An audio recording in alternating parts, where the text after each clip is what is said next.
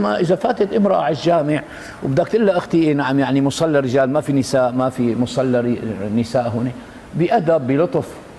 مره فت انا وزوجتي على احد المساجد بدنا نسال وين في مصلى للنساء وفزوا لك بالجامع جوا هالناس طلعي لبرا ما في نسوان. شو بدك طول بالك يا زلمه شو لك اعمل لك حلقه ملاكمه بقلب الجامع يعني ايه نعم يعني شلون الامر هذا؟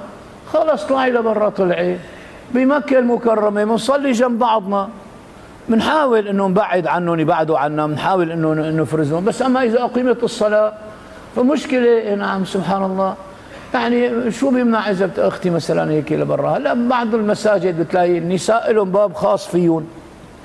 احنا بالشارع نحن وياها سوا عند بياع البندوره واقف كتفي وكتفها بنقي بندوره مع بعضنا.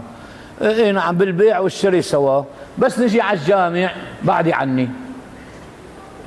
لك يا اخي بلطف الا انه اي نعم هالمسجد هذا وقفتك جنب بعضنا نوقف مشكله.